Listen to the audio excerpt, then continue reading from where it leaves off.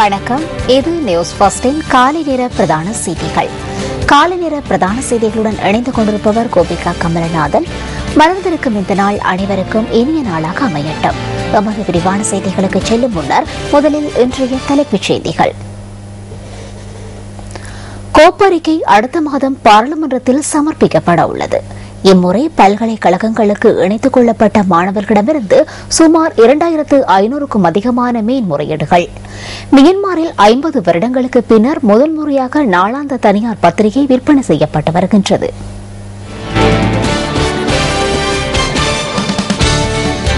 இனி விரிவான செய்திகள். பொது முயற்சியாண்மைகளுக்கான பாராளுமன்ற தெரிவுக்குழு எனப்படும் கோப் தெரிவுக்குழுவின் விசாரணைகள் நிறைவடைந்துள்ளன. இதற்கமைய 235 நிறுவனங்களில் இந்த விசாரணைகள் நிறைவடைந்துள்ளதாக தெரிவுக்குழுவின் தலைவர் சிரேஷ்ட அமைச்சர் லியூ குணசேகர் தெரிவித்தார். குறித்த நிறுவனங்களது பிரதானிகளை அளித்து அவற்றின் கணக்கறிக்கைகள் தொடர்பில் கேட்டறிந்து கொண்டதாக அமைச்சர் கூறினார். விசாரணைகளின் போது பெற்றுக் கொள்ளப்பட்ட சாட்சிகள் தற்போது ஆராயப்பட்டு வருவதாகவும் அவர் குறிப்பிட்டார். கோப் தெரிவுக்குழுவின் அறிக்கை அடுத்த மாத முற்பகுதியில் பாராளுமன்றத்தில் சமர்ப்பிக்கப்பட உள்ளதாக சிரேஷ்ட அமைச்சர் லியூ குணசேகர மேலும் கூறினார்.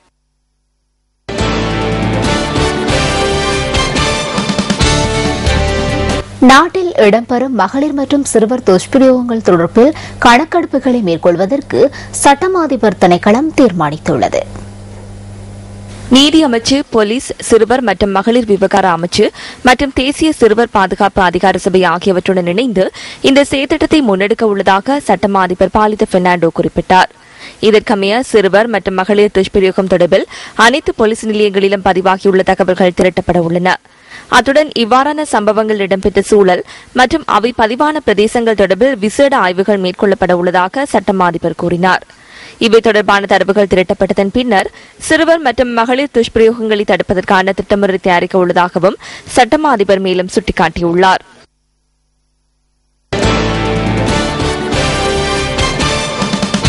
பாகிஸ்தான் வெளிவிவகார செயலாளர் ஜலிஸ் அப்பாஸ் ஜிலானி உத்தியோகபூர்வ விஜயம் ஒன்றை மேற்கொண்டு நாளை மறுதினம் இலங்கைக்கு வருகை தர உள்ளார். பாகிஸ்தான் வெளிவிவகார செயலாளர் 2 தினங்கள் நாட்டில் தங்கியிருப்பார் என வெளிவிவகார அமைச்சின் செயலாளர் கருணாதிலக அமுனுகம குறிப்பிட்டார். 2 நாடுகளுக்கும் இடையிலான உறவுகளை வலுப்படுத்திக் கொள்வதே இந்த விஜயத்தின் முக்கிய நோக்கம் என வெளிவிவகார அமைச்சு தெரிவித்தது. இந்த விஜயத்தின் போது பாகிஸ்தான் வெளிவிவகார செயலாளர், வெளிவிவகார அமைச்சர் உள்ளிட்ட அரசாங்கத்தின் உயர்மட்ட பிரதிநிதிகள் சிலரையும் சந்தித்து கலந்துரையாட உள்ளார்.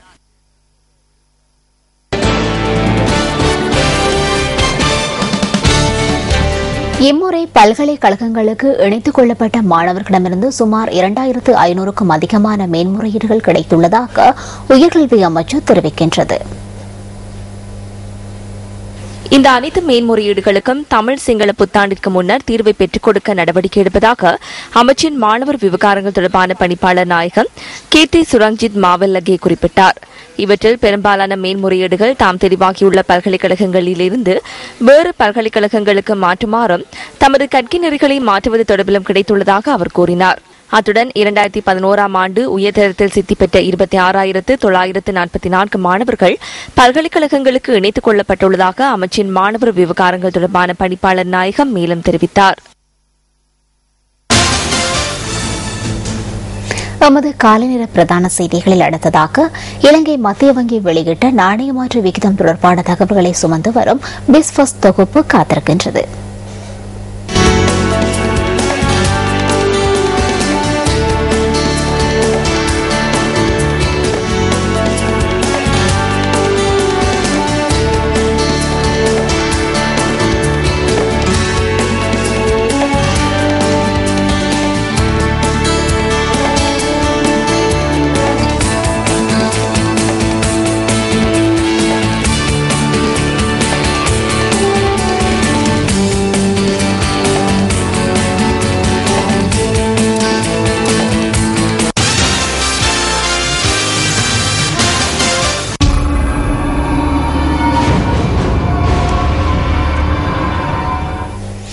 அண்மை காலமாக சிறுவர்களை மாத்திரமின்றி பெரியோர்களின் மனங்களையும் 3D கார்ட்டூன் திரைப்படங்கள் கவர்ந்து வருகின்றமை குறிப்பிடத்தக்கது. அந்த வகையில் இந்த வருடம் பல்வேறு வகையான கதைக்கருக்களை கொண்ட 3D கார்ட்டூன் திரைப்படங்கள் உருவாக்கப்பட்டு திரையிடப்பட்டு வருகின்றன. இன்றைய எமது என்டர்டைன்மெண்ட் ஃபர்ஸ்டில் எதிர்வரும் ஜூலை மாதம் வெளிவரவுள்ள 3D கார்ட்டூன் திரைப்படம் தொடர்பான பார்வை அடுத்து.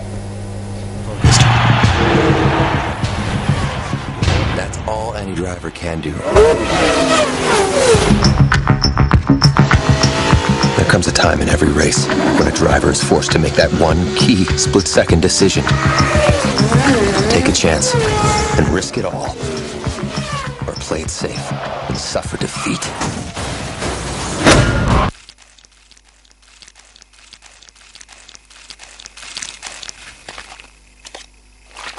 Head in the game, head in the game.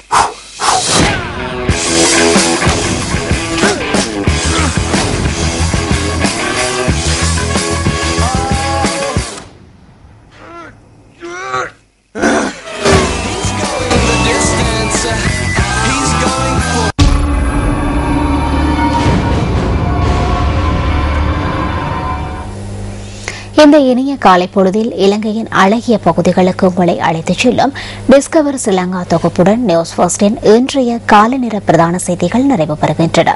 எமது மணித்தியாளர் செய்தியினை 10:25க்கும் எமது மதிய நேர பிரதான செய்தியினை பிற்பகல் 1 மணிக்கும் நீங்கள் எதிர்பார்க்கலாம்.